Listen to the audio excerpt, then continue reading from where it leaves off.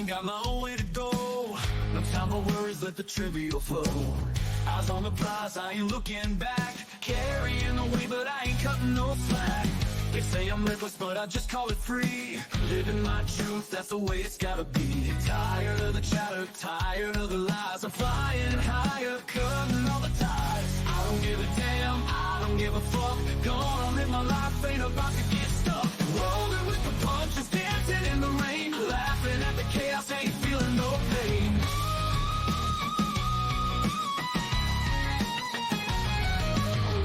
Try to tell me you gotta play it safe, but I'm running wild, I ain't no one's slave. Chasing down my dreams, got no time to waste. Feeling the freedom, loving the taste.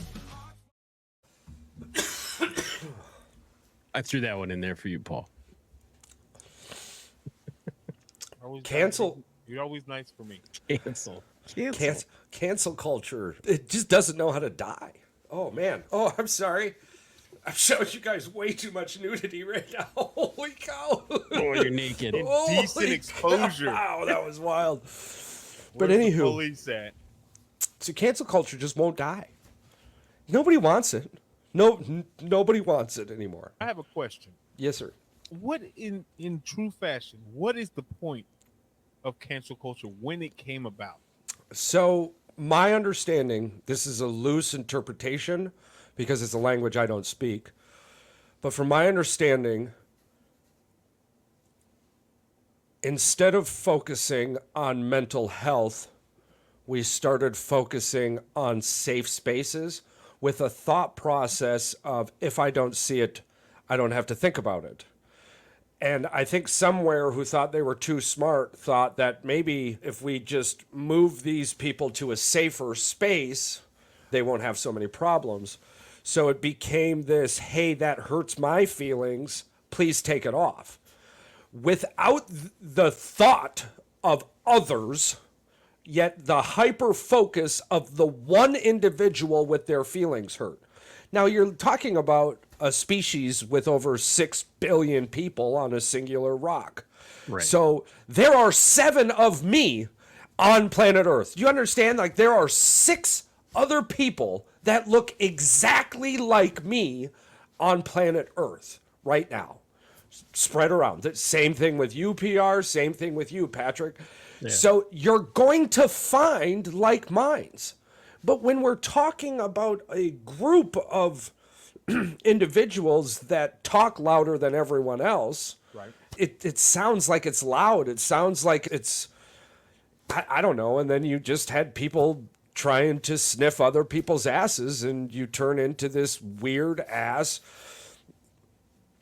part. You even see it in the Olympics right now. Like everyone's super excited about the medal count, but the gold is the only thing that matters.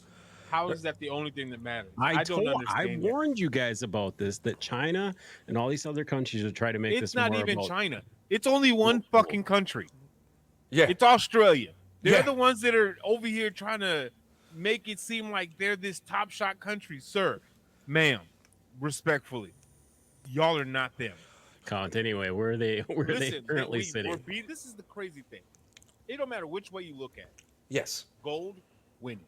Yes. Silver, winning. Yes. Bronze, winning. Yes. Overall, winning. Yes. So at the end of the day, guess what we're doing? Winning. Winning. Well, absolutely. Here's the thing.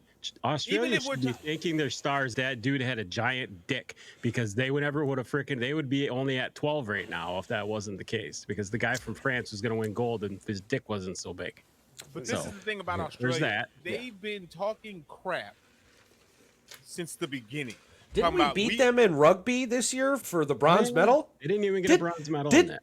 Didn't USA... And that's their sport. Rugby That is their sport. Australian rugby? Yeah. Isn't that area like New Zealand? And we didn't just beat them in rugby. We beat the best of the best. Like y'all are... This is like saying Australia beats us in basketball. That's a huge thing. Yeah. So what else does Australia... Like, is there surfing in the Olympics? They should be good at surfing. Swimming is supposedly supposed to be their sport. But even in swimming, we beat them in overall golds and just overall medals. Yeah, oh yeah. You know what they need to do, bro? Hand to God? They need to start swimming with sharks. Because if you're not fast enough to beat a shark, you're not fast enough to beat the United States. So you might as well lose a leg. And this is the crazy part. In the last swimming event, it was the 400-meter relay for the women. Yeah. And not only did Australia didn't even medal in that event. Right. We won gold, but not only did we win gold, we broke the world record in the process of winning gold. Yeah. No, Again. 2 of them, twice. They did two different events. So again, you guys have been on this internet talking all this crap like y'all are this hotshot country, but y'all barely are making a dent in the total medal count, let alone don't even talk to me about anything. Y'all not even on our level. Yeah. Like, so it was just swimming that they were puffing their chest about. they were and puffing their chest in general. still didn't win. This is the thing. They were saying they were I didn't hear nothing about medal count until Australia started talking about, we're not talking about total medals. We're talking about gold medals. And at the time, they had 9 or 10 and we had 7 or 8 gold medals. And then literally within a day, it was upside down. What's up with people talking trash at the Olympics period? Like old boy from Canada's talking shit about the Dylan U.S. Brooks. men's basketball. Dylan Brooks. Dylan Brooks for a minute. Every time you open your mouth and you talk crap, it poo-poo backfires. Poo-poo trash falls out your mouth. Backfires. Well, Paul and I had a very interesting conversation about this the other day at the start of it. And I was laughing while I was not at PR, because PR was on the side of the globe and I was on the side of USA. Yeah. But I ended up breaking it down in video game terms, right? And I listed off Canada's NBA players, and then I listed off the USA's NBA players, and I went, you get that squad, I get the USA squad. Yeah. Let's go online and settle this right effing now. And if you just think about it in that limelight, right? Think about the overalls. Knock them out every single time. You're going to beat them by 60 fucking points every time, right? And the point of that conversation was, this was my issue when it came to the U.S. And it's not even the U.S. Yeah. All these other countries have at least 1 to 2 starting or cringe starting NBA players, right? And you can't expect Joker to carry a bunch of nobodies from Serbia and think you're going to beat Team USA. Right. Even if, let's give him 30 points and 10 rebounds. It's just every game. You're not going to do that. The only Which team Giannis is the leading scorer right now with 27, I think. The only team with a full spectrum of players that can actually probably give USA a run for their money right now, with the speed and momentum that USA has right now, and they have a lot of momentum on their back right now. Yeah. I mean, they're chasing 8. Is Team That's Canada. The magic number. That's it. France might give them like the space between my fingers of a chance. Most of these teams give them a run for their money in the first 12, 15 minutes because they're just getting their feet wet. But this is the thing. If you can't stop my bench, you can't stop my start. No. It's wave after wave with the NBA. And it's like talent. the fact that they can just sub every 5 to 10 minutes and you can't keep up because majority of your good players are your starters. Your role players on your bench for most of these countries stay international. It's just the way it is. Let's be honest. And again, it's not knocking those countries, but it's just if they were good enough to beat us, they'd be playing in the NBA. Yeah. Am I right or am I wrong? So when it comes down to it, we would beat ourselves, like Anthony Edwards there taking 40 shots at the end of the game. But come on, he's going for a record. We're already winning by 30, so what did it matter at that point? Just let him shoot him anyway. Yeah, just let him shoot. The reason why I brought that is because Japan was a perfect example. Yeah, Japan has Rui Hachimura. As good of a player he is in the NBA, there's no possible way that he can carry the team of Japan and think that you're going to be able to stand with teams. Yeah, I mean, like I'm Team there USA. in 3 coming. They didn't even make it to the knockout stage. It's weird. Even to Greece fathom won a that. basketball game. Now, when it comes to men's 3-on-3, that's a whole nother story. Clearly, we're sending out high school players that don't know how to develop ball yet. There's a handful of Olympic events that I'm just wondering what the hell our Olympic committee is doing. Yeah, the big 3 should have been the one to send players to the Olympics. Why wouldn't we send the big 3? I'm telling you right now, some of the players in that big 3, as old as they are, and they still have Oh, they're young freaking talent. dogs. Yeah, They will dogs. still dog walk everybody in Oh, the yeah. Olympics. Pat McAfee's got 100K on it, and Ice Cube's got 50K on it. That the gold medal 3v3 come and take on the All Stars of the Big Three. I would watch that. So in a I heartbeat. hope that happens. Yeah, I can't wait. And the winner's going to get 150K. It So may even here's be my more question. by the time it actually happens. Yeah. Do you well, think everybody in keeps adding in. 2028, do you think they send Big Three? They let Big Three, the league, Right. send Well, their here- best three. Here's another question for you, bro. Check this out. Shooting in the Olympics. We took 0 medals. Zero medals. We took 1 gold, We ended up getting a gold but it was because we had the rifle. in the last 24 hours. Yeah, that's what we're good at with the rifle. So, anywho, But yes, we should. You would have thought. So you know. question for you. Well, Question if for you you. think If about you it. were in the military and somebody came up to you and was like, "Hey, you've got a chance to go play for Team USA, but if you win a gold, oh yeah, you would even get the money because the $37,000 you That's get your yearly salary. isn't, but it isn't 250,000 in one go, which is the life-changing amount the government thinks. So if you're in the Army, like you can't buy lottery tickets or nothing, right? But if I'm taking a shot. but if per chance you happen to win or receive somehow, not win, receive somehow $250,000 through an inheritance or something, you can leave the military scotch-free. You sign a piece of paper. That's In a theory, life-changing. yes. It's a life-changing amount of money. Because technically, you're making more than what you make in the military, Yeah. so you're not obligated to. Yep. So there would be some type of contract based off of endorsements, yada, yada, yada. Because, like, the military isn't going to willingly let you go change your life until they're done with you, let's be honest. And I don't give a fuck about that. Most of us who join are in a different mindset anyways. I would have signed any piece of paper at any moment stating, yeah, I'll give up everything I want. I want to be here right now, but I'll go to the Olympics real quick, whatever. What do I have to lose? What do I have to lose? Yeah. Worst case scenario, I suck at PT for a little while when I come back. That ain't going to take long to fix. So it's like, why aren't we sending the best of the best when it comes to this? I don't know. What is the point of it? Does the committee look and they go, yeah, we're going to win this many medals here, so we can fill in. It's like just, they're prioritizing on certain events and not giving a damn about other ones. And I'm like, in my mind, You're the committee. You're not supposed to prioritize anything other than the best of the best. Everything that I can possibly dominate. I don't Charles, care how you're- less of a sport you think it is. Yeah. We took silver in skeet shooting. I'm saying maybe things have changed in the last 24 Well, no, I'm hours, just saying right? this 'cause this is relative to what you just purchased. You just purchased Okay. it. We took second. We took silver in skeet.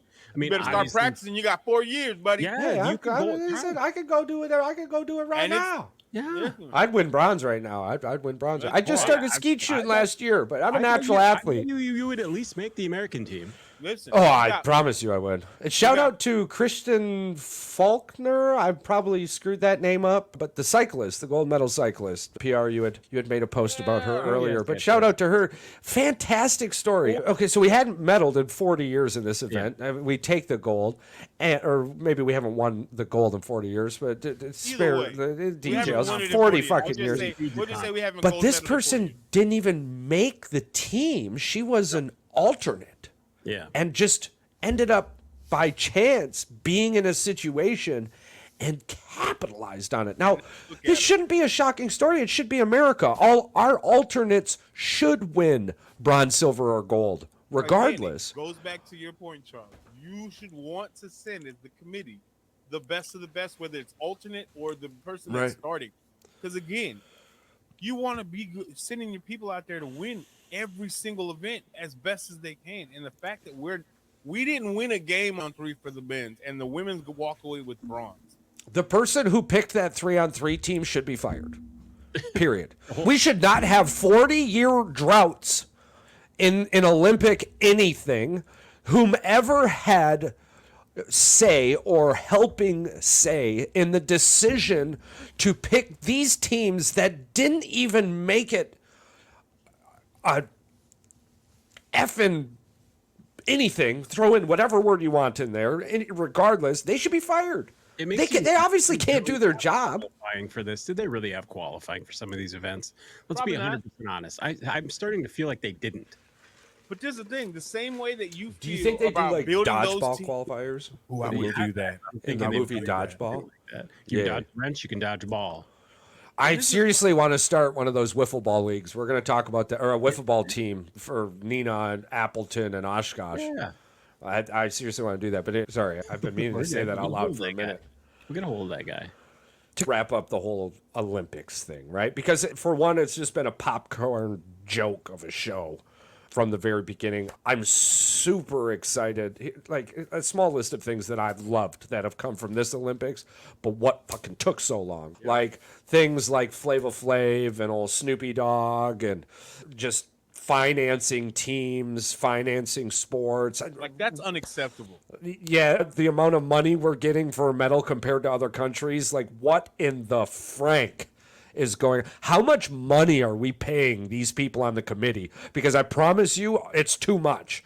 And it might, and if it's a nonprofit, we're never going to know. Break that down. I'll get you those numbers right now. Just give me a couple minutes. I'll give you a couple minutes while I'm going off on this.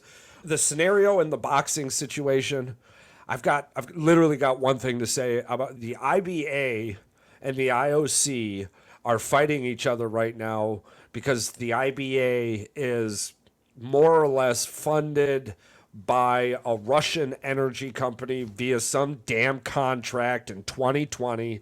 And because Russia has invaded Ukraine, the IOC already dismissing Russia from the Olympics. They're all pissed. The IOC and the IBA have been fighting for a really long time. There is a whole bunch going on, and nobody fucking knows what they're talking about except one definitive thing. That boxer in question was born a woman, and she's She's boxed often as a woman. In fact, she's got 9 losses. Something happened last year that caused it was a gender test or something like that where her testosterone level was too high. Absolutely, which how this switched to her being a man, weird to me. All that screams is somebody's cheating. That's all it is, and it's being hid under a medical curtain of confidentiality. Please, I was also part of the random push of, I guess we could call it Russian misinformation at this point. I had been hearing rumbles about it for a little over a week, actually, and I started to see random-ass videos about it on Facebook. It's weird. I trust Instagram more than Facebook, and I should have remembered that.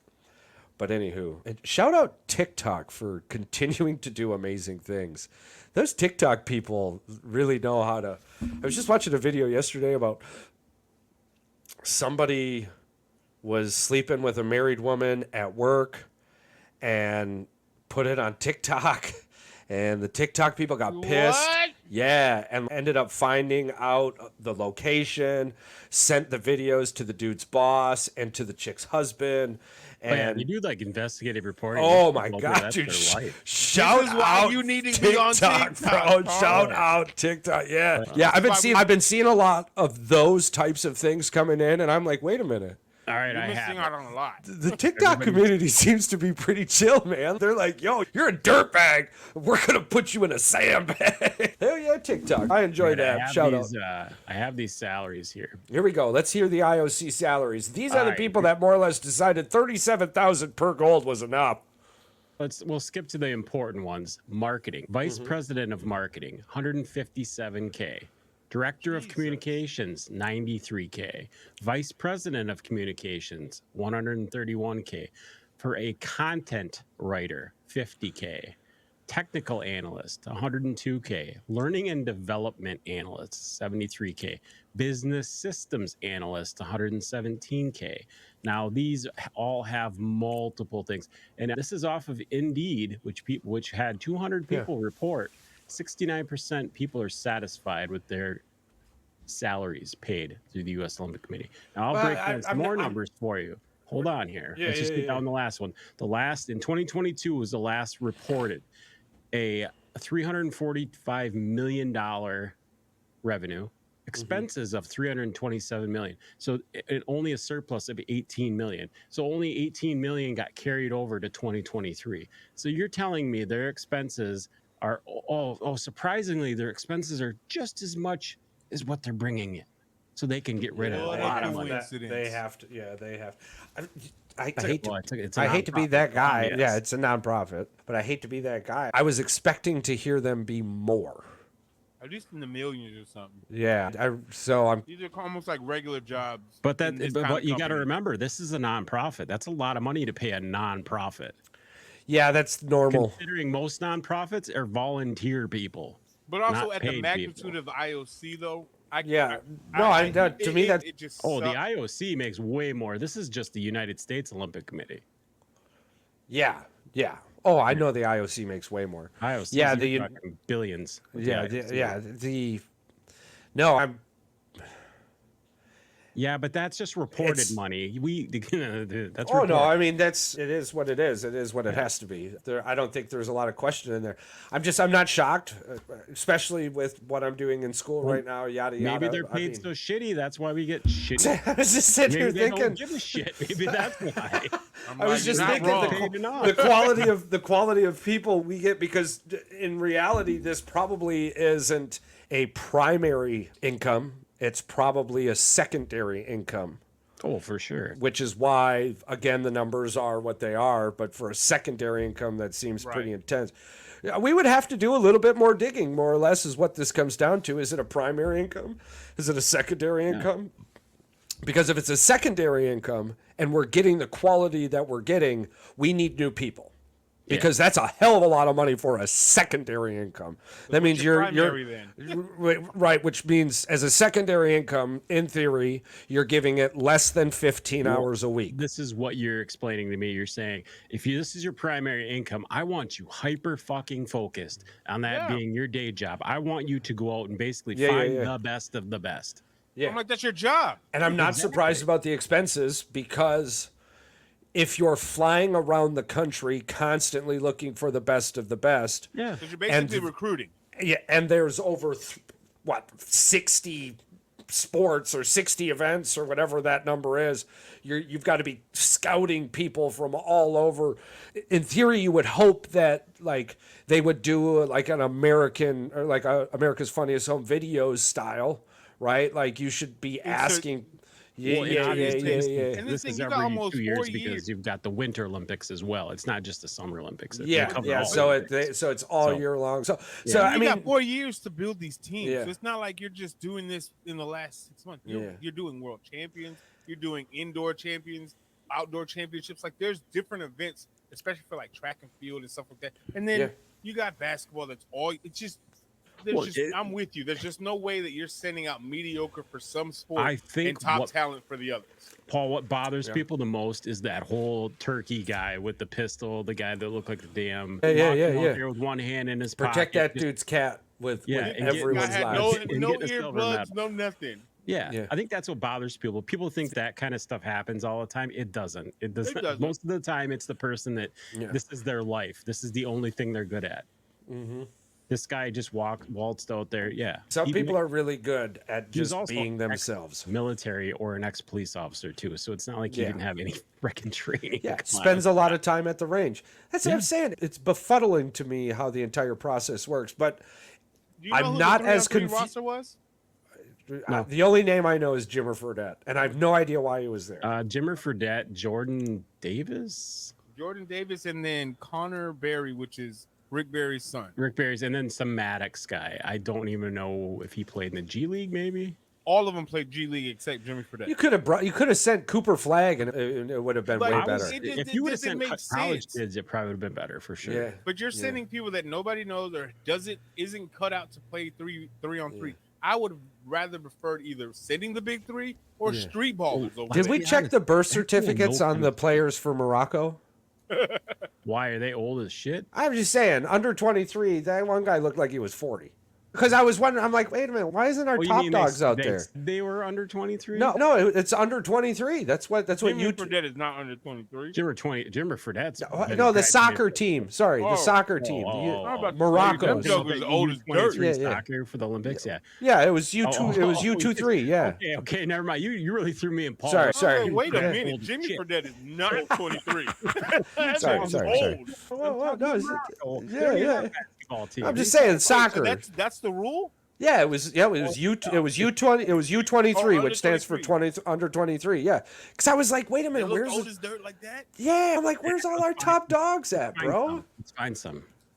Oh, I saw this clip while he finds this. Somebody was trying to say, how does the U.S. men's soccer not make it out of the knockout rounds for soccer? I'm like, because we're not good at it. Yeah, where have you been living? We have sucked. When soccer. has the U.S. soccer team for the men's ever been good at anything? Listen, the only thing that makes MLS popular is foreign players at the end of their career coming over. For like the last 3-4 years. One of the only ones that chose it a little too early, I think it was Zlatan Ibrahimovic, and I know I butchered that Messi's name. in the ass end of his career. Yeah. Beckham was at the ass end of his career. Yeah. Like the only American that I know that was popular in MLS is Billy Donovan. I believe that was him. He played for the LA Galaxy. Was it Billy or Brandon? I don't know. But it's just I know his last name is Donovan. I know what you're talking about, though. But that's the only American soccer player that I know famous from MLS. Everybody else, I have no clue. And this is not to disrespect I found the it, sport. Charles. Yeah. Just wait. It gets even more confusing. Just wait till I bring this up. Yeah. It gets even That's better. right, because I'm like, where's like Christian Pulisic? Where's McKinney? I'm like, what the hell? Dude, look at the ages. Their goalie is 35 years old. Ain't no way. Yeah, 25 no years way. old. And there's a guy down here that's 28 as well. Yeah, so what's up with the U23? What's Sufyan Rahimi? Clearly, maybe 28. they started at 23 with the team and they got. Well, these sons of bitches are level 20. That's where was Chris? Okay, go to the United States squad real quick, if you don't mind.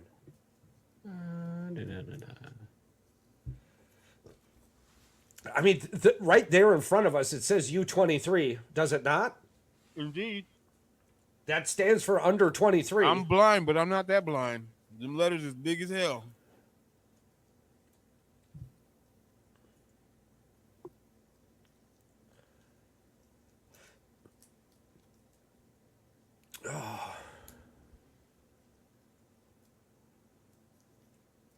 No, 31. 31.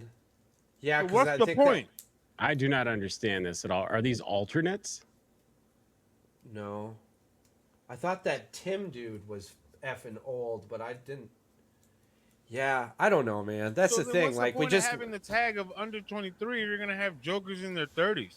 Maybe I'm just special, and we're about to find out.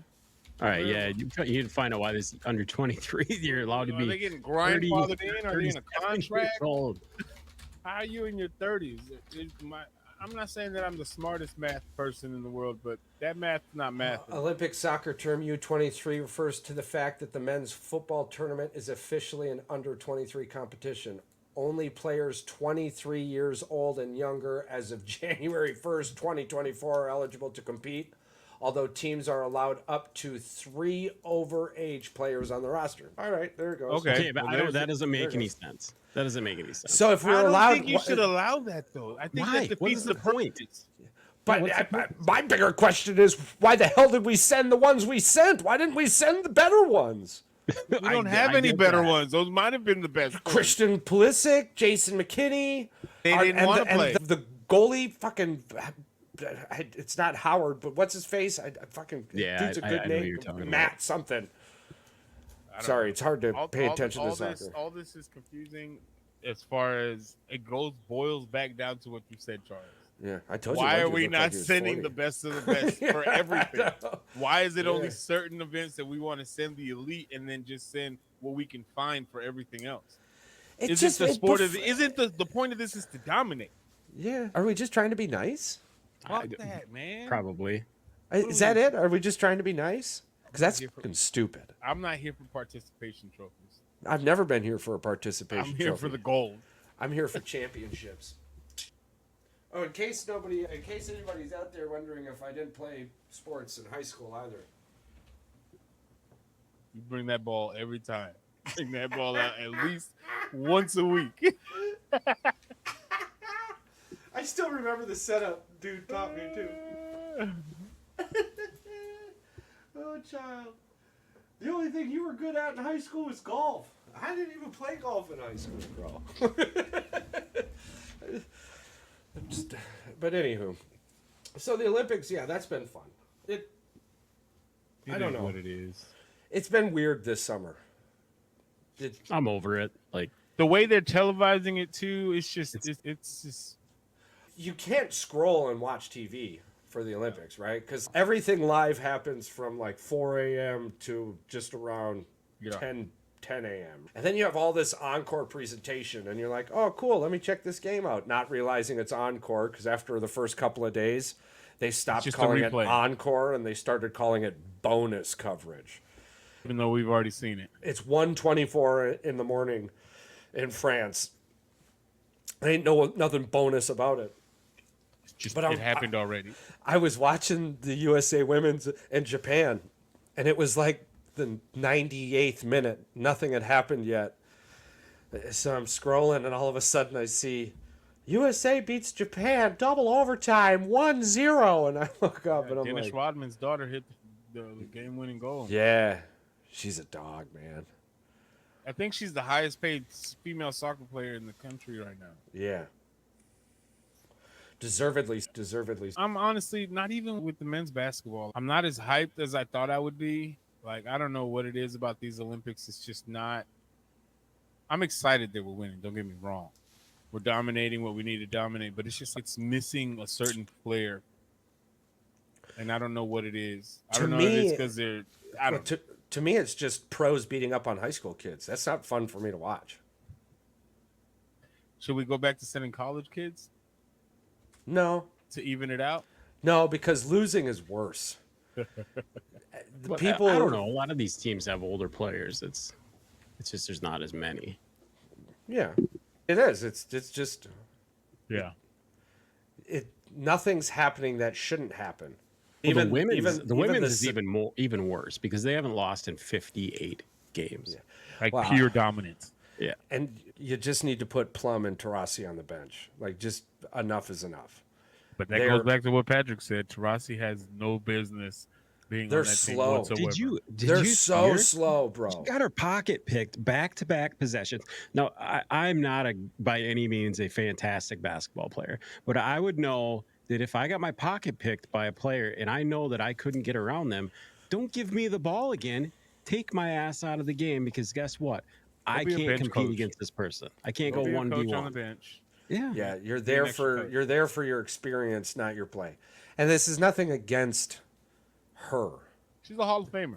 A Hall of Famer, great player. I'm sure she's done many great things in her community. At some point, you gotta, just like any future player that's gonna retire, you have to already have known. Okay, maybe I'm well past. Isn't this her 6th Olympics? I think it's her. It's the record. She's the women's record. Yeah. I think she has. Isn't there one every 4 years? She wants to go 6-0. That's why. Yeah, this is her 6th Olympics, I believe. You could have still done that from the bench. Yeah. Like, you don't have to be the starter. And this has nothing to do with Caitlin Clark or Angela Reese, which those two would have been much better than the other two you put in there. But did they give her the starting position just because of? I think it's just out of pure token.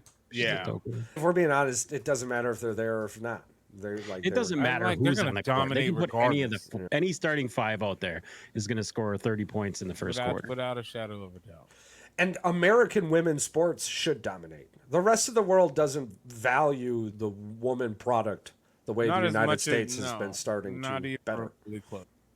I get in arguments all the time with people on Facebook. It's illegal to even be gay over here. And listen, I'm not talking to you about your politics.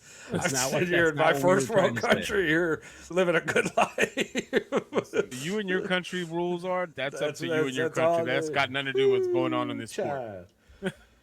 Let's talk about football. It's back. The Olympics were this is probably the most disappointing Olympics. I'll remember this for the rest of my life.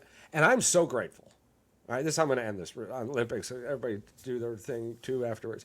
I am so grateful for France because you have allowed me one more egg in your rotten ass barrel that you've already gifted us throughout time. I didn't even realize you guys had a Revolutionary War. I'm going to be honest. Like, I knew it. But I forgot it. I learned about it in school. I just, for the life of me, could not I would have told you were a liar. But to me, the absolute worst Olympics of all time. It's been a joke from the start to the water to the umping to the containment. There has been some fantastic singular stories about people becoming the pinnacle of their sport, and that's fantastic. But it just stunk like a French turd. Two people. And I'll remember that the rest of my life. 2 people went to the hospital now because they swam in that damn water in the triathlon. Now they got E. coli poisoning. Terrible. That is We said this, Charles. At your house, we were like, listen, we've said that water is dirtier than dirt. dirt. I'm swimming it. That's terrible. That's absolutely terrible. I got a football thing to start off with that would probably just make you laugh more than anything in this world. Jared Goff threw 4 interceptions against the Giants. Even worse than that. Yeah. Even worse. I know we're not Madden. I'm not a big Madden player. No. Yeah. However, you know who and what the rating is for the lowest player in this year's Madden? No. Does anybody remember the name Nathan Peterman? Yeah. Peterman. Yeah. You know what his rating is? Just throw a number out there. 60. 54. Right. So the average rating, even for a rookie player coming in, can average between 60 and 80, depending on the position and depending on your draft selection. Correct? Yeah. Nathan Peterman, current rating in Madden 25 is 49. Who does he play for now? The New Orleans Saints. Is he even on a roster, or is he just there? But this is the funny thing. He just got released, and they signed Nakua, little brother, from the UFL. Oh, really? But your Madden rating is a 49 as a quarterback. I want people to win a game with that, dude. Technically, Listen, you're still in the game, so that's terrible. but you're in the game, so that's a flex. Yeah. But for the wrong reasons. So, shout out to the Green Bay Packer fans.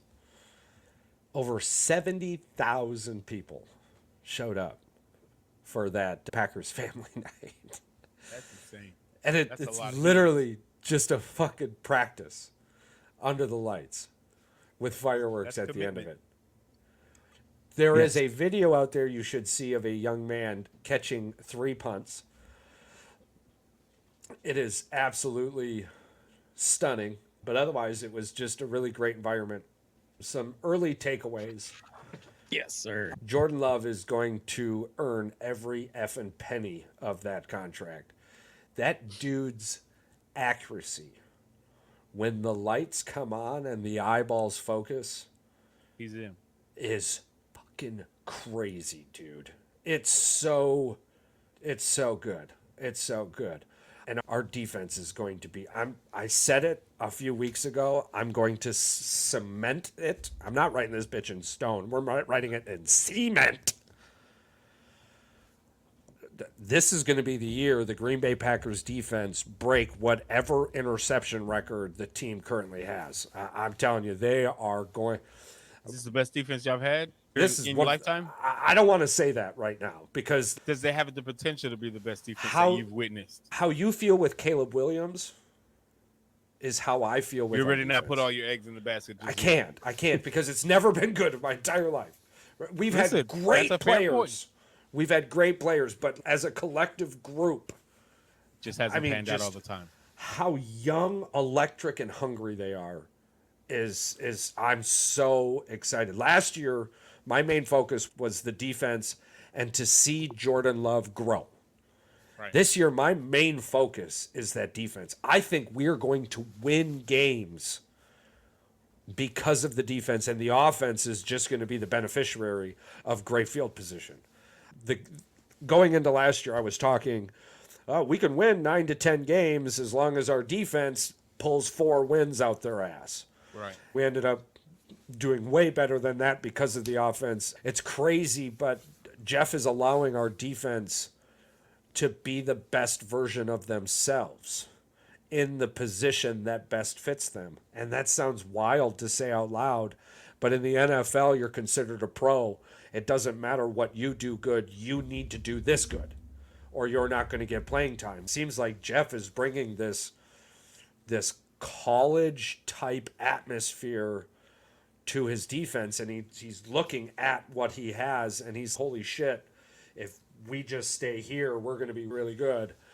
And on the flip side of that too, practices are scripted.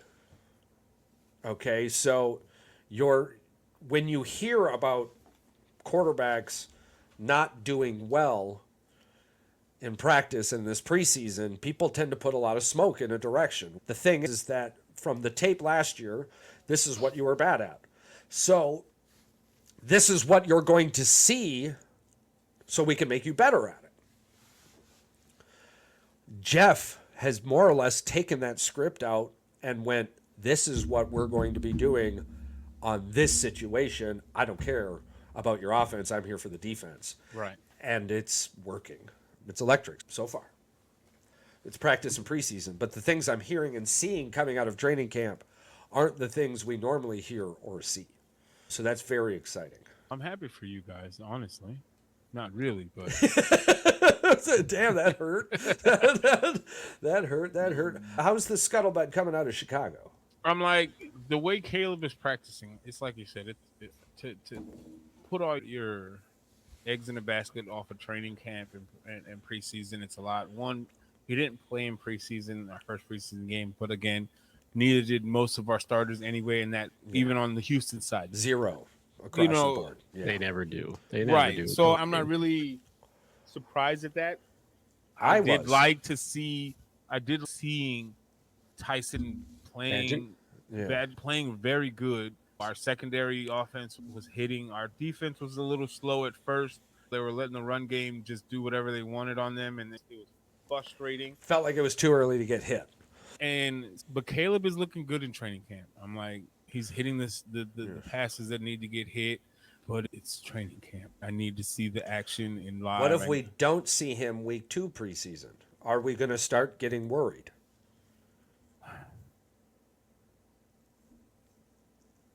The analytical side of me is going to say no. Right. But the fandom in me, I'm like, hey, guy, I need you out there. Me as a fan, I want to see, even if it's 1 or 2 series. I'm like, I don't need you to be out there the whole first quarter. Even if it's just 1 series, let me see what you have with the top weapons that you have here. Again, you could take the pads after the first series off all of them. If you're worried about him getting hurt already in the preseason, that seems weird to me. I'm not worried about getting him hurt. I'm just saying as a collective group. Let's say he doesn't play week 2 in the preseason. I don't expect to see Jordan Love until week 3, maybe week 4. Week 3, we're lucky, and that's usually when it happens. But with a rookie, this is weird. Yeah, this is weird because C.J. Stroud would have played. But it made sense for him to sit down. Like I'm not surprised. Right. Again, that's your franchise quarterback. You already know what he's capable of. There's nothing. It's not like you need to see much more. Do you know what he's capable of when you haven't seen him play a game? It's the AFC South. I'm like, it's not that hard. Yeah, I know what he's. Oh no, I didn't mean CJ. We were talking about Caleb. No, I was talking CJ. Last year would have been in that game, along with Bryce. So Caleb did just sign. I fully expect to see him next week. Plus, this is the Hall of Fame game. This is more of a joint practice than it is actually a preseason game. And that grass is terrible. Yeah, that grass is awful. Everybody says that how many years they've canceled it? So many years. It got canceled this year too because of the rain again. Now I'm a big Roshan Johnson fan because he's a Longhorn product. I watched him in college, and now that he's on my Bears, it's exciting. Yeah. Because he's I think 6'3", 6'2", 6'3". He's a big dude for running back, and to have that kind of speed that he has between him, Swift, and Herbert, that's going to be just a beautiful thing to watch coming out the backfield. Are you excited for Thursday's new trash games? The Panthers and Patriots, Lions and Giants. That's this Thursday? It's this Thursday. So not only the Lions and Giants practicing with each other and fighting, but they're also having to play each other on Thursday. It almost broke double-digit fights today.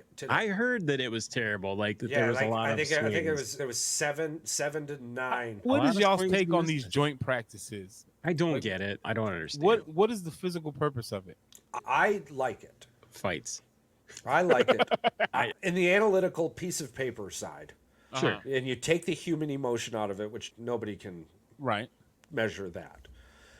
But per se, like we were just talking about, okay, so Caleb Williams is only seeing scripted defenses right now. Correct. Yeah. In a joint practice, you're no longer seeing those scripted defenses.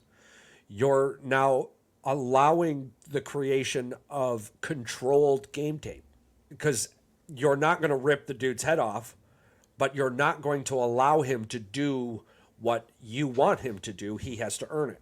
Do you think we see Caleb on Saturday versus the Bills? That's what that is my. I'm hoping. I That's would what like to. we were just talking about. I don't understand why you wouldn't. I think you are hurting him more. Even a series or two. That's what I'm saying. Just give me 1 or 2 series. Nothing crazy. You don't One even have series to make it, you can with a pull first him out. down, 2 series, 4 Let down. him throw an easy slant. Let him be mobile. Get on the move. He doesn't have to sit in the pocket. Give me a little taste. It's still preseason, so you're Complete a you're pass, going just everybody can 70%. go. Right? That's Nobody's my going. The people who go 100% get hurt in preseason. Everyone Right. knows that. So you're going 70%. You might get a showboat play here or there. That dude's going to end up hurt. It's just how the story But goes. give me 1 or 2 series. 2 series max. And I'll be fine just to see, okay, this is how it looks like in real time. Because, again, we're not in the Pac-12 anymore. Right. This isn't college. That's These are what the I'm saying. pros. The only thing that comes to mind if we don't see him is he's not ready. And if he's not ready, the playoffs and Super Bowl talk need to quit. Like that needs to They go. need to stop already. They And shouldn't it even be a needs to be. conversation. It needs to, and everyone and their mother needs to go to Vegas and bet the under on these Bears. If he's not ready yet, right? That's the thought process. So, other than that, what would be a reason to keep him out of Saturday's game? There isn't anything. There's no reason whatsoever. So we should see him. I think all signs are pointed to seeing Caleb Williams Did he on even Saturday. dress? He did. He dressed, padded up and everything. Oh, he all right. had it Okay. up for show, and then he took it off. Yeah. Oh, yeah. I But he fully was still- expect him he to was play. still out there. I fully expect him to play versus the Bills. I Again, have to. yeah, I don't see a reason why he shouldn't be on that field. I would want him on that field for the first series, number ones versus number ones. I would want him there.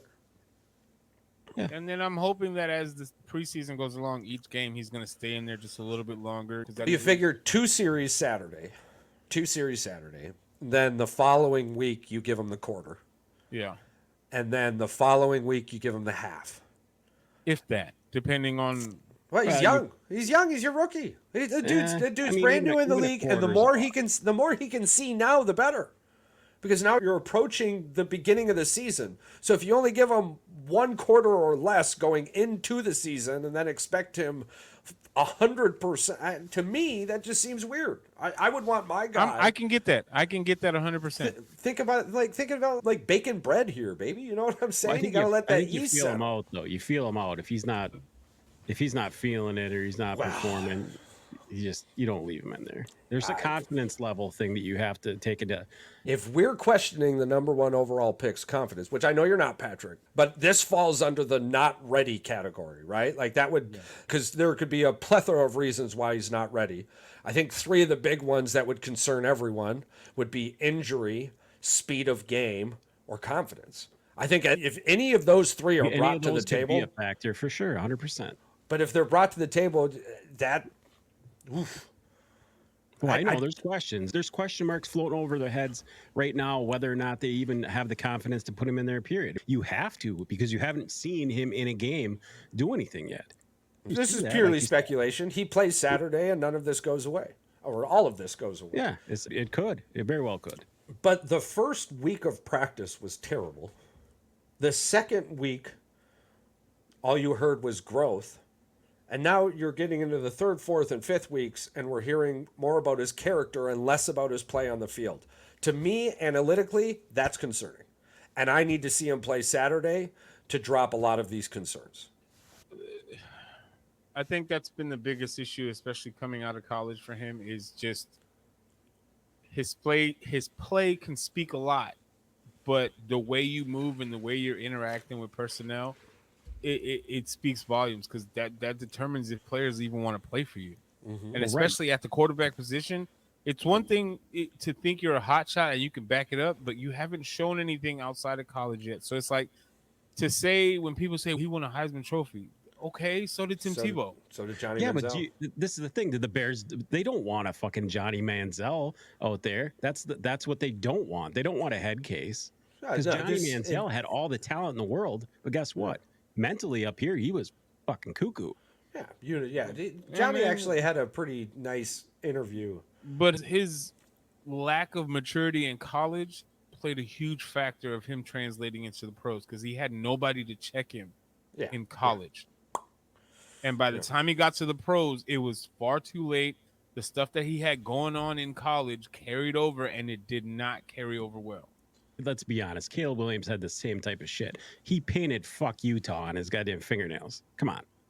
Right. If that doesn't scream the most arrogant thing you can do, I don't know what it is. And not only that, they didn't make him take it off, which is weird to me. I was laughing at the CJ Stroud question there. Can you do what CJ Stroud did last year, or something along those lines? And he was like, "Yeah."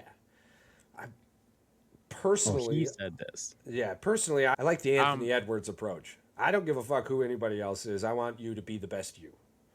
Listen, at this point, again, you're a rookie. You can't really. It's one thing to be confident, but don't be a cocky little fucker. Like, you haven't proven anything to nobody yet. Patrick and I did have an interesting conversation, though, PR. Oh, yeah. If he... Go ahead and say it. Just say it. It's hard for me to say it, okay? Just go ahead and say it. But the thing is that all of these conversations become a hell of a lot different when Caleb Williams goes out there and throws 10 tutties before his first interception. And we were laughing. We were like, man... PR is going to be like a waterfall, bro, and we just got to sit here and take it. Tell me shit. I'm telling you right now, I'm not saying this is going to happen. However, if by the time we reach you fuckers, and not only do we have a winning record, a better record, and he's on this streak of quarterback play as a rookie, I'm talking shit all day long. And I promise you, I will make time out of my day to make sure that we watch this game and we watch it together. Oh, he's gonna have together. He'll have highlight reels. He'll have shorts and videos. We're gonna watch it together. So much Bears bullshit, you won't even be able to keep up with it. We've embraced the possibility that there could be a reality where the Bears are relevant. We're gonna have to deal with it. We play the Philadelphia Eagles. Oh yeah, y'all got to deal with him first. Yeah, we got to deal with him first. I love Mike to death, and I never hope my team loses.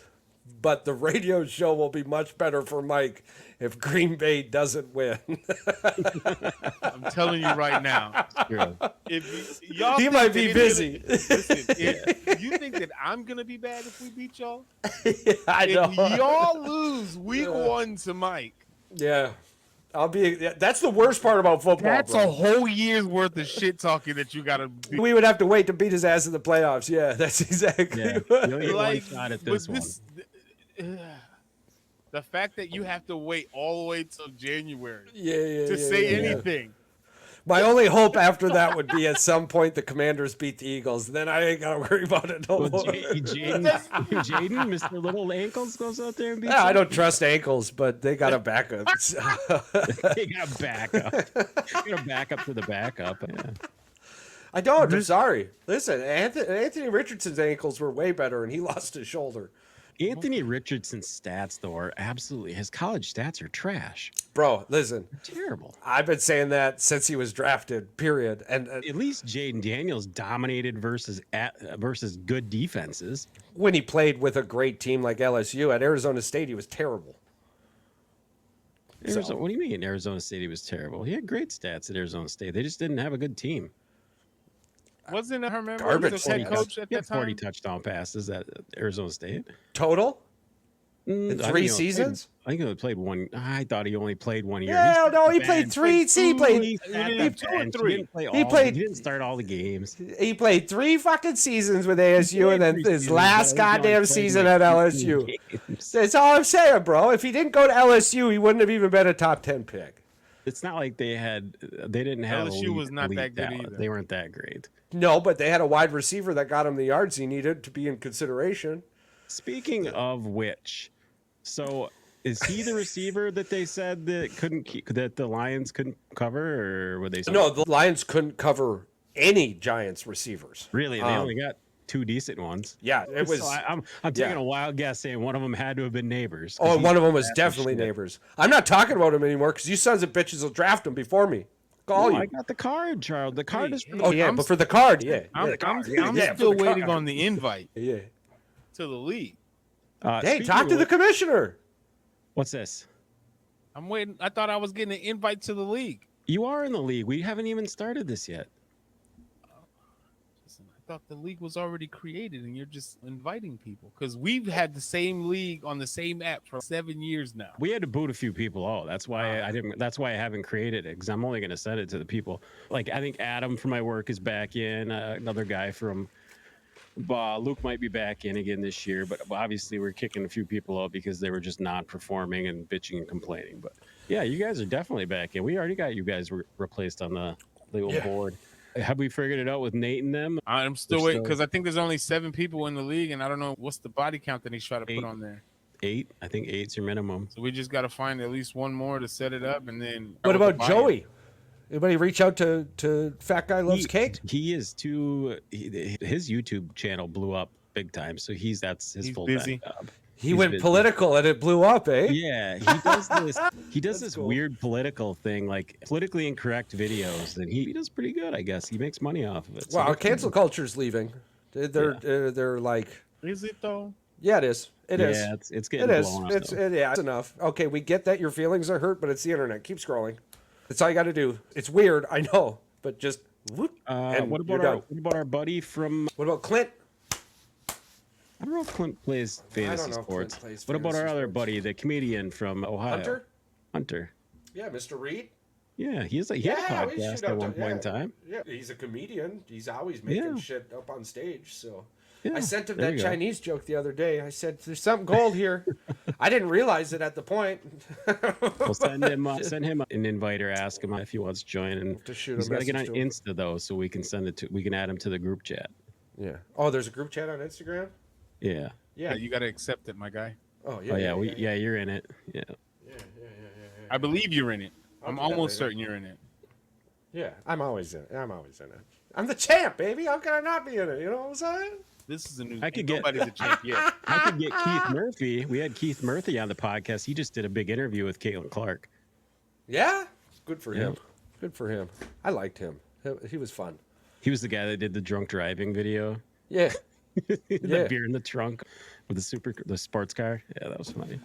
Yeah. So it is still preseason. My biggest fear.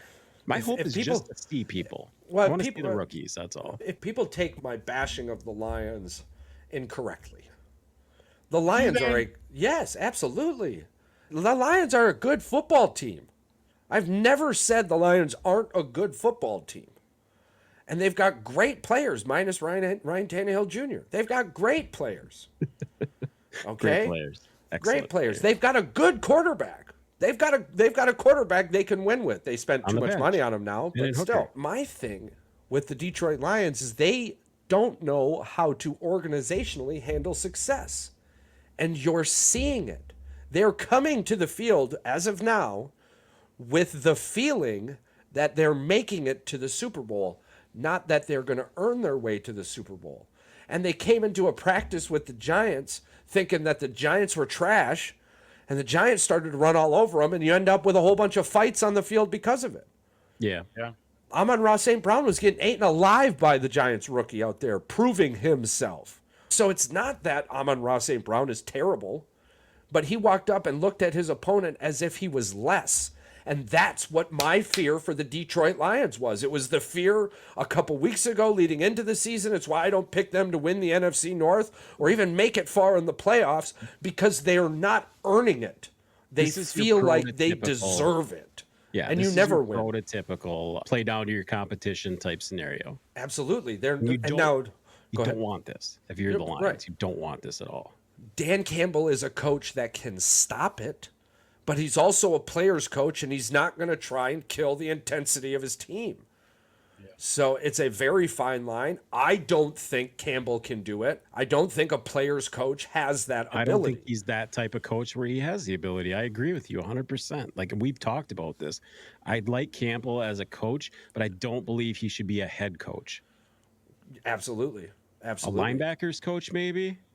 Hell, an assistant to it, to be honest with to a you. GM. There you go. I think it's nothing against the team in general. It's just, It's leadership, and he doesn't have it. and if you're looking at Ryan Tannehill Jr. to be your leader, obviously that hasn't been successful wherever he's been.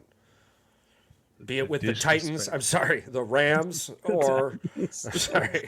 They're so close to each other, minus the haircut, bro. Out there. Charles, he's doppelganger. That you can't take wrong. I'm just throwing that out there. That you can't take wrong. The rest of it, I think the Lions have a good football team.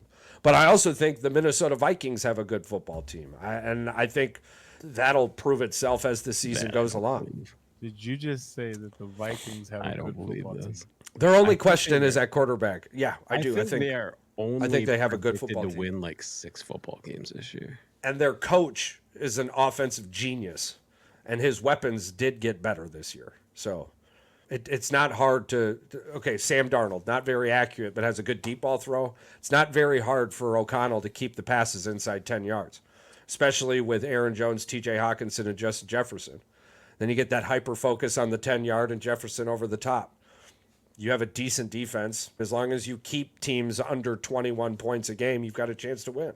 Do I think the Vikings are going to be great? Hell no. Last year, so Listen, I don't think the Vikings are a playoff team. No, I think they're a good team. There are many other teams in the NFL who are winning 6 football games next year. This year. That's generous. Yeah. Listen, I could a 500 Minnesota Vikings team wouldn't surprise me. I don't think their strength of schedule is that ridiculous either.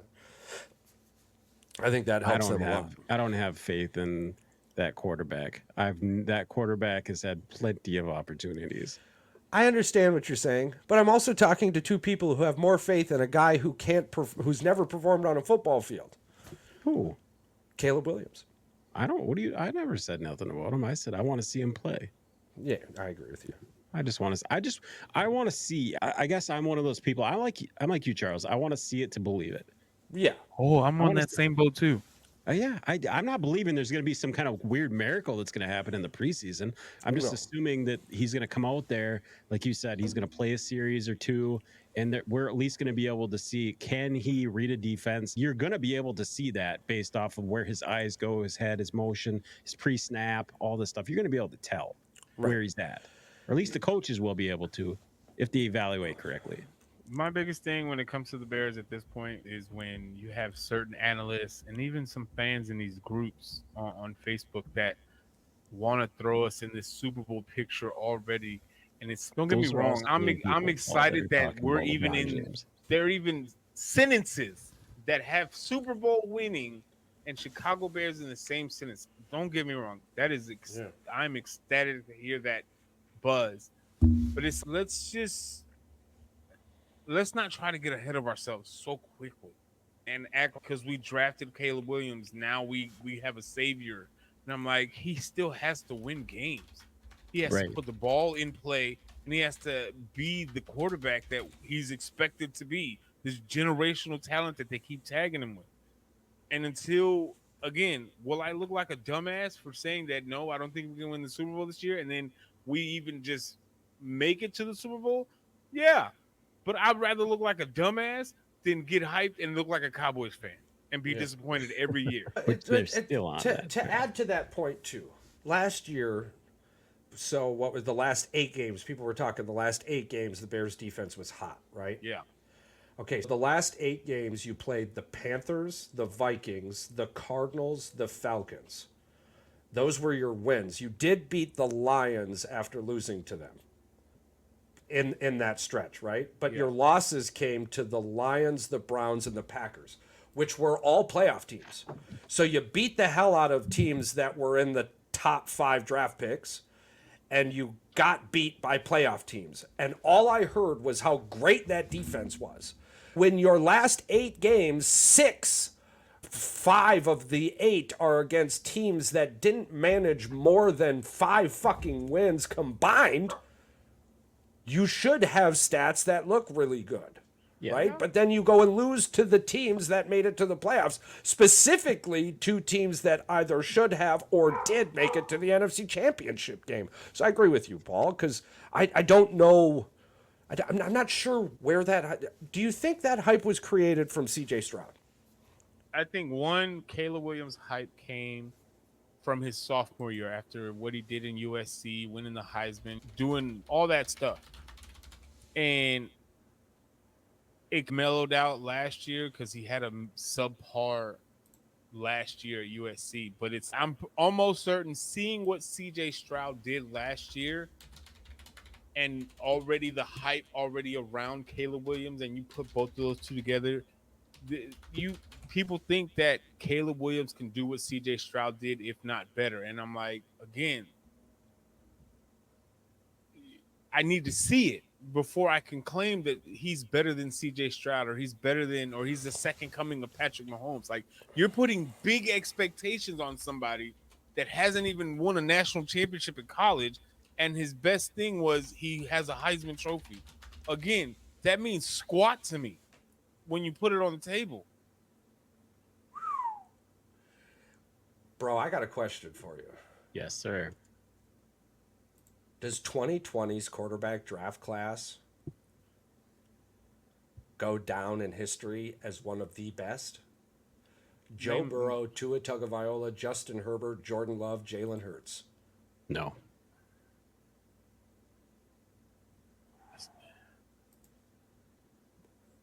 I'm like, productive wise, I can see 5+ Super Bowls coming from that group. Because name those lists again. You had Joe first overall. Joe Burrow. Already been to a Super Bowl. Tua Tagovailoa. He's getting there, but he's also a national champion, so he has pedigree.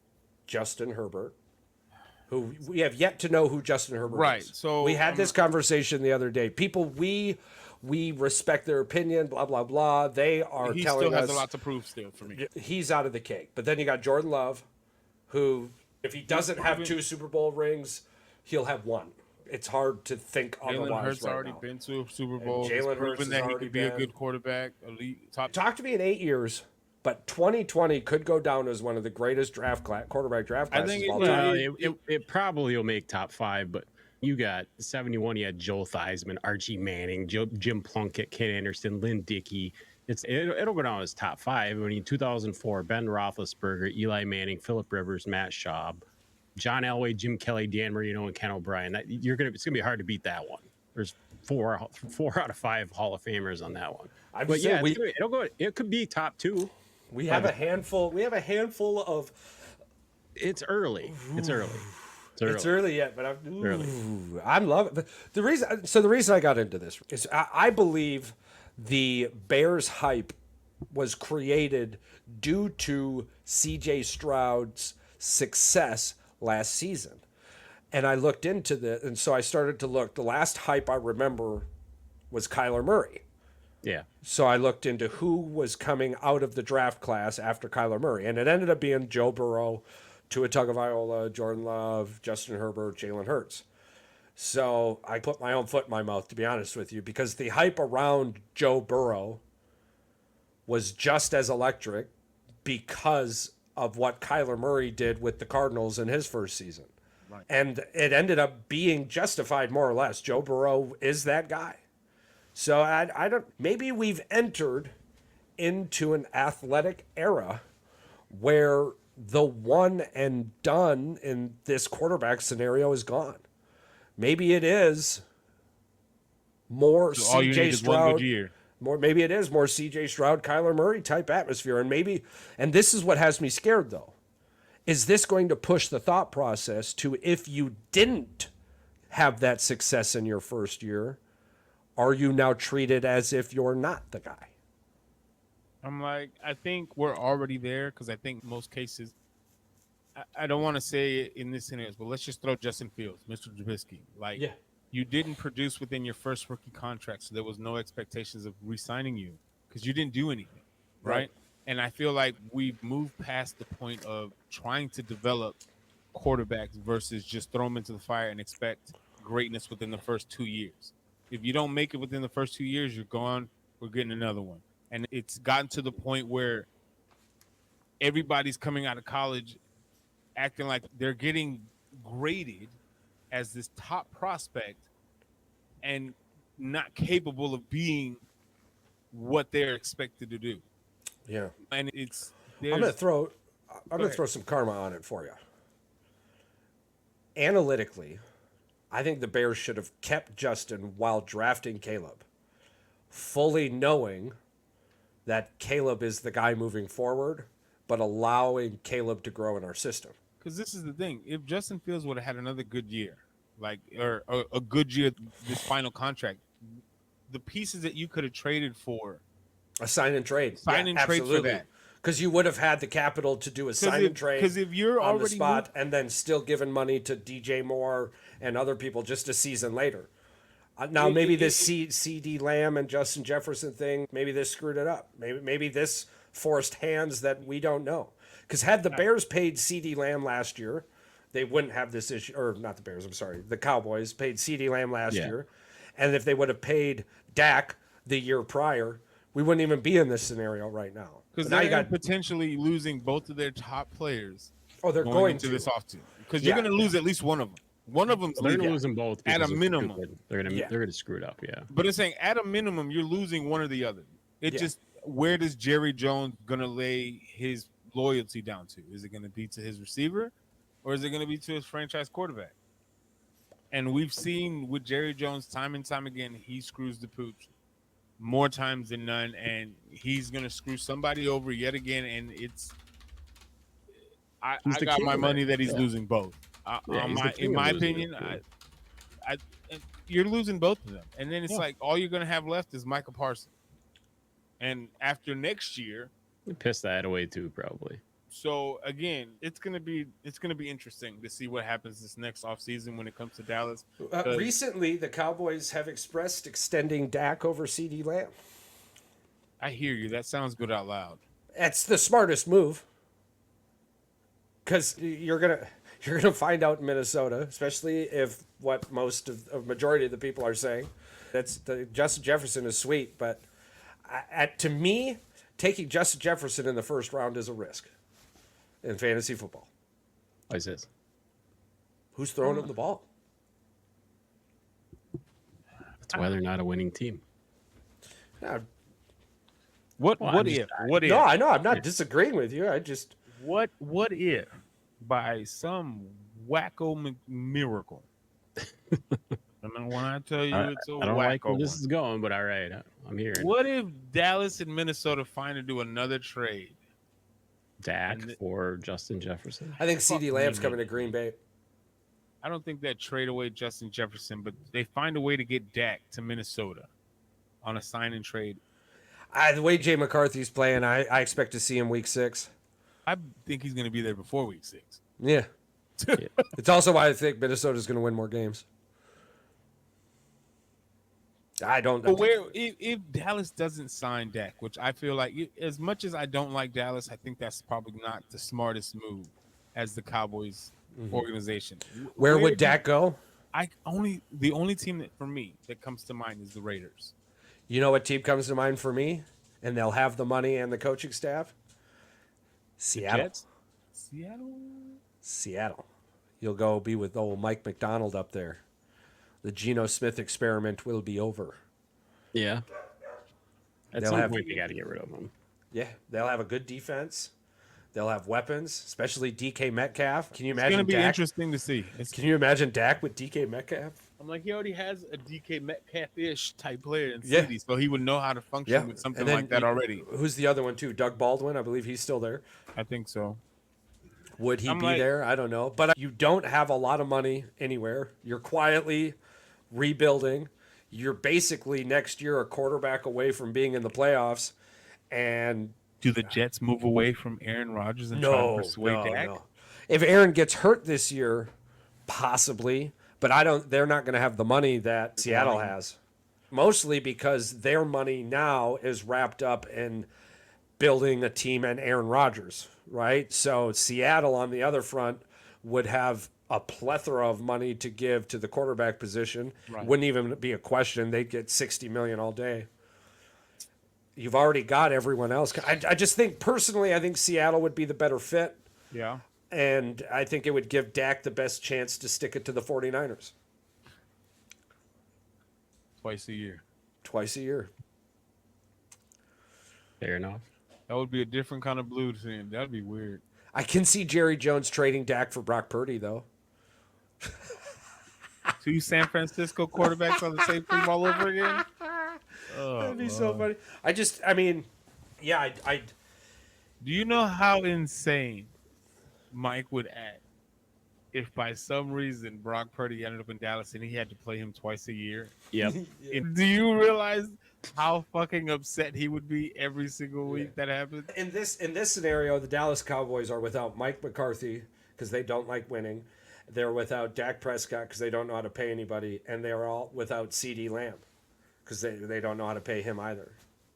It doesn't change the fact that if that were to happen, Mike would be over the moon if he could say, I beat Brock Purdy twice a year, suck my toe.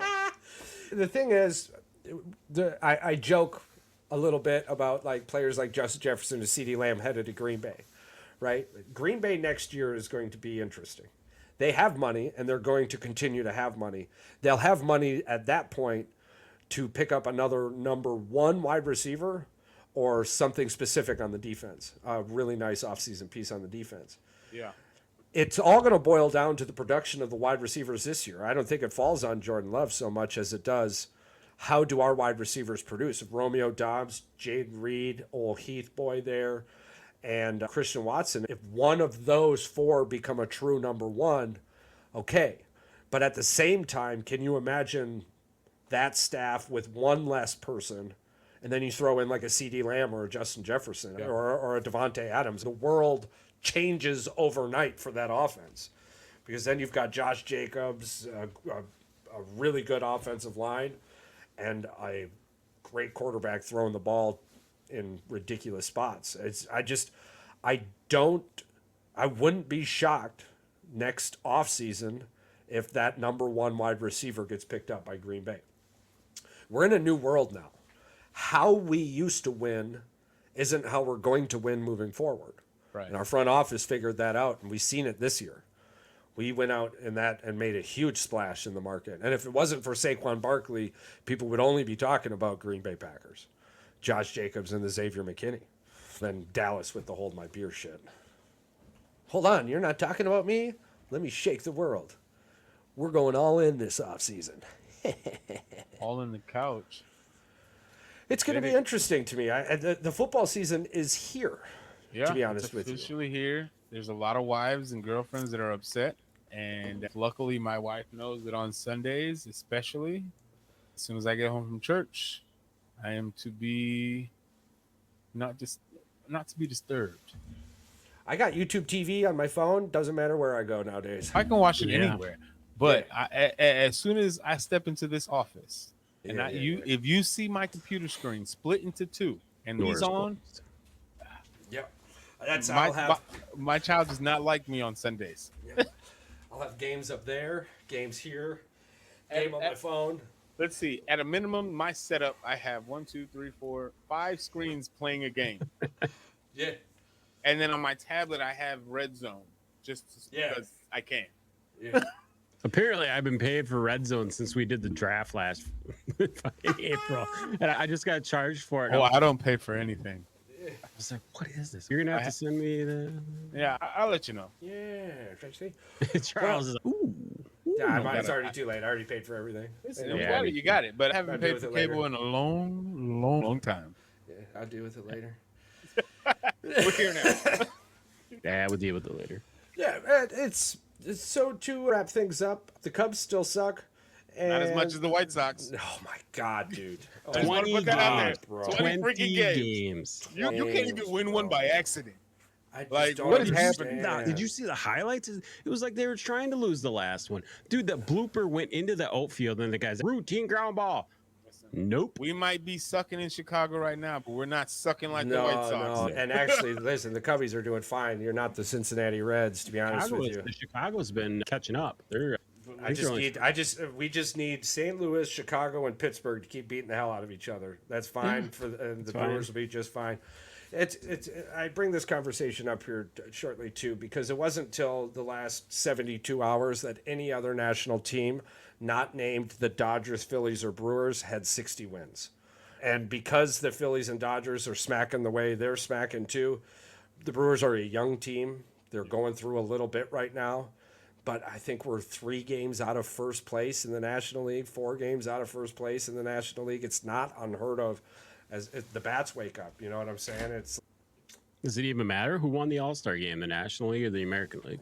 Are they still doing that? Yes, they're still doing that. Are they still doing that? Yeah, they're still doing that. Terrible. It matters. It would matter. No, it would matter to not have to play the Braves, right? Because that's what it's looking like right now. Because we're either playing the Braves or the Phillies in the playoffs. Because the top wild card team we're going to end up seeing them. So, are the Dodgers top? Dodgers are top right now, right? No, I think the Phillies. Okay, never mind. It was 2016 they ended it. Wow, I thought they were still doing that for years. Yeah, no, I'm glad that it's gone. Yeah. They did it for 13 seasons, so that was bad enough. It was. We still. I thought that was the dumbest rule ever. I'm like, I'm the best league. I'm the best player, best team in MLB. I think, and I got to be the visitor. There's multiple teams that won 100 games. But that's the thing. How do I win 115 games and I'm the visitor? Yeah, that's absolutely true. Yeah, it was a punishment. Don't punish me. Yeah. Charles, you got a fun fact, or does Paul got a dad joke? Dad jokes first. I'm pulling up the fun facts right now. All right. I pulled out the book. Say when.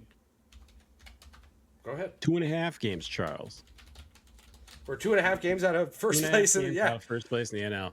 That's people the Brewers are 2.5 games out of first place in the National League. Y'all need to miss me with all this random fandom analytical baloney. Say that one more time. We're 2.5 games out of first place in the National League.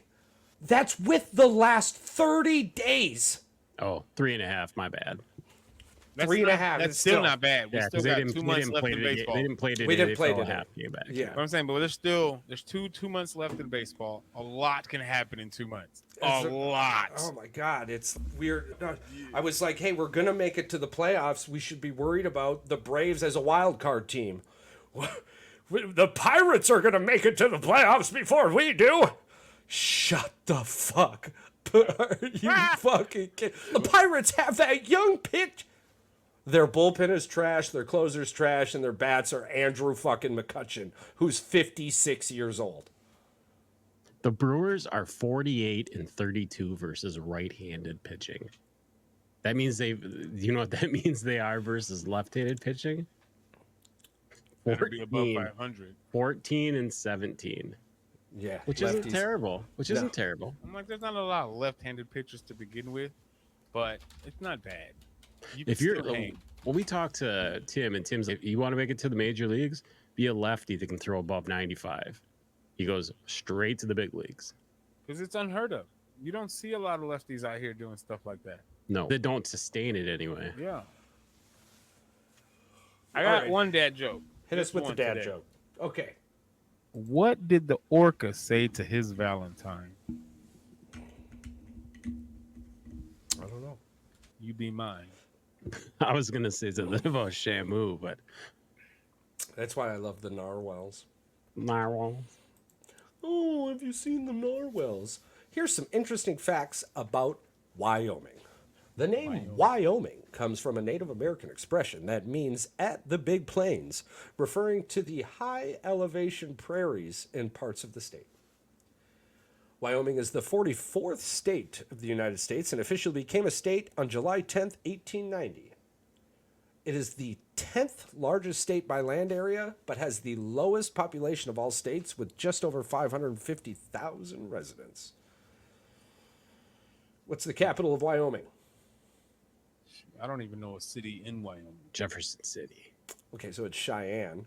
All of you need to watch. All of you need to listen to the Animaniacs State Capitol song while you're going to sleep. It's probably got like 50,000 people. I'm not going to know that one. I don't know Rhode Island either. Yellowstone National Park, the first official national park in the United States, is located within Wyoming's borders. Despite having 23 counties, Wyoming has only one area code, 307, and falls entirely within the mountain time. The whole state is a 307 area code. That's pretty intense. I was right. 64,000 people. The hottest recorded temperature. I've been in hotter. 115 degrees. While the coldest, I have not been in colder weather. 62 below is my coldest. 66 below. Fahrenheit? Yes. Yeah. Jesus Christ. Yeah. 62 below is my lowest. You're not making it anywhere. He's talking about when he was in Alaska. We had winters in the UP this was that were in the Yellowstone. 50s. Yeah, 50 below. Yeah, so, 50 I mean, below. Yeah. And Charles lived in Alaska. That's where he probably hit your 60. Yeah. That'll do it. That'll do it. Thanks. The most purchased merchandise in Wyoming. Give us a guess. I'm going to say buffalo jerky. Wyoming. Hot sauce. You're Puerto Rican, I'll forgive you. Wyoming cowboy apparel. I was close. Buffalo. I'm not supposed to know that. Fans of the University of Wyoming often purchase clothing and gear related to the Wyoming Cowboys. This includes hats, t-shirts, jerseys, and other sports attire. Rounding out the top 5, number 2, Western wear. Given Wyoming's cowboy heritage, Western style clothing is quite popular. Outdoor gear coming in at number 3. Wyoming's rugged landscapes attract outdoor enthusiasts. Coming in at number 4, jewelry. That one was weird to me. Some visitors seek out jewelry made from Black Hills gold, elk, ivory, and turquoise. Elk, get the tomato juice. Get the tomato juice. Which are unique to the region. Coming in at number 5, homemade chocolates. Local chocolatiers offer delicious handmade chocolates and confections. So you're about the middle of the pack. There's not a lot of things there, so I understand why a college would have the top merchandise spot, outdoorsy area, the 10th largest state. I'm still tripping about the area code. Well, there's only like a million people. State. That is wild. 550,000, actually. Yeah, they don't even have half a million people. Yeah, 23 counties, though. In that big-ass state, there's only 500,000 people living in there? I think there's almost 500,000 people in the UP. There's 400,000 now. No, maybe now. Last I looked, and I don't remember whether it was like 372,000. Minus me now, of course. Yeah. Yeah, because Wayne County outvotes the Upper Peninsula by itself. It took a dive, Charles. Yeah. It was 324,000. Now it's down to 301,400. Yeah, May 2024, they did a census. Yeah, and it dropped 24,000 people. That's a lot. Yeah, that's almost 10%. They got tired. Like I said, it doesn't. Living in the UP, you are a slave to the Lower Peninsula. 100%. You vote, it doesn't matter. You vote for makes a difference. Yeah. Nothing you say, nothing you do. So at one point, I was looking into becoming a .gov navigator, and found out that the .gov navigator for the UP resides 40 minutes below the bridge. Wow. So the guy who does stuff for the Upper Peninsula doesn't even live in the Upper Peninsula. In a state that has 2 .gov navigators, 2, most states have 1. Michigan has 2. One resides 40 minutes below the bridge. The other one resides, I think, in Lansing. Yeah. Yeah. So it doesn't matter. Wayne County has over 1 million people in it. It legitimately, the Lower Peninsula doesn't even give the Upper Peninsula energy. When the Upper Peninsula, we just talked about this on a previous show, when the Upper Peninsula needs extra energy, it buys it from Wisconsin. All gas and oil come from Wisconsin because legally you can't transport it over the bridge. Any renewable energy, they have to get it from Wisconsin, basically. Yeah. There was a pipeline for propane, and they shut it down. Propane, it would have dropped propane costs for the Upper Peninsula 40%. But some EPA group went fucking crazy in Wayne County. It had a pinhole leak, and they were afraid about it bursting, so they shut it down. Yep. Instead of fixing it. Instead of fixing it, they could have fixed it for $2 million or something. Yeah, I'm not shocked that people are leaving the Upper Peninsula from the healthcare, because the state puts no money up there, none. Bro, the Green Bay Packers have traveled to the Upper Peninsula more than any professional Michigan team. And in fact, the only time the Red Wings were up there is because the NHL did that effing hockey town thing. Intramural hockey. Yeah, and Right. Champions Nagani ended up getting voted in as one of the cities. But it wasn't even the Red Wings that came. It was two Canadian teams. Yeah. Yeah, I'm not shocked. I'm not shocked. No money gets put in up there. Absolutely none. And it's all like small town government. So it's towns filled with people. If you don't have a last, dude. If you don't have a last name, it doesn't matter. Politics, yeah. The city we were from decided that the roads in the town were good enough. We want to build a roadside park instead. So they took the funds from the road and built a roadside park, and then said, once the park starts making money, we'll put that money back into the roads, right? 2 years later, they're like, yeah, but we can make more money if we extend the park. So let's take that money we were going to put back and re-extend the park. And at that point, I moved out. But yeah, I'm not shocked. It's a beautiful place filled with beautiful people. I love going home. I just don't like staying there. Yeah, but it's a joke. So yeah, I can't live there. That's why Charles and I do not live there. Yeah, I love going home. Love seeing family. I just do not want to be there. I can't stand living there. It's like the whole living thing too. To do really anything at all, you got to spend the better part of a weekend. Or the better part of a week planning for a weekend. Hell, even going to a Walmart where we used to live. I think the closest Walmart, dude, was like 53 minutes away. Yeah. When you're living 53 minutes from a Walmart, you're in trouble. So I wonder if Wyoming has that same problem with the one area code in the 23 counties. Maybe, but they have oil money probably, and they have the big national park that brings in a shit ton of money. So let's look it up, Charles. Let's look up their GDP. I'm asking the internet, is there more General Dollars than Walmarts in Wyoming? Certainly. In Wyoming, there are 31 Family Dollar stores, while there are no Walmart stores. What? There's no Walmart stores? My glasses are fogging up. It's time to take them off. There are no Walmart stores in Wyoming? No. There's no Walmarts in Wyoming? There's no Walmarts in Wyoming? The whole state? The whole state, according to the internet, right here. Not even like a neighborhood Walmart, nothing? That's impossible. There's no way. I'm on the walmart.com/store directory right now. How does that even work out that way? Why are there no Walmarts? In the whole damn state. In the whole state. Look at this. Hey, wait a minute. There are 12 Walmart stores in Wyoming. 2 in Casper, 2 in Cheyenne. All right. Okay. Yeah, okay, so the question, what the hell? Because that would have been hella weird. So in terms of General Dollar stores, Family Dollar is a presence, but Walmart, why would it say that? There are 13 Walmarts in Wyoming. Anyways, learn something new every day. But yeah, there's way more Family Dollars than Walmarts. I wonder if that's like Family Dollar everywhere. I wonder if that's true everywhere. What's that? I apologize for any confusion, but according to available data, there are no Walmart stores in Wyoming. I'm sorry that I confused you because there's no Walmarts, but there is. There is. Apparently, but according to the Walmart store directory, which you tell me to click on, there's 2 in Casper Supercenters, 2 in Cheyenne. Well, maybe when that was put out, they neglected to include those 2 Casper stores. What the fuck did Walmart do to Microsoft?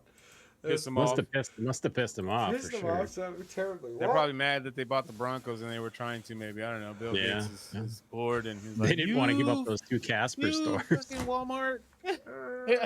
Yeah, but there's 18 of them. That's crazy. I told the internet, it's like, I'm sorry to have confused you, but no, there's not. No. What? What do you mean there's not a Walmart? No, not technically. That's not true. Maybe there. Okay, maybe there might be a handful. There's a baker's dozen there. Oh my God, that's wild. Listen, thank you everybody for sticking with us this long. Sorry about that Walmart confusion, but there are no Walmarts in Wyoming. We appreciate all your comments, your likes, your shares, your everything. The world is a much better place with you in it, and we love you more.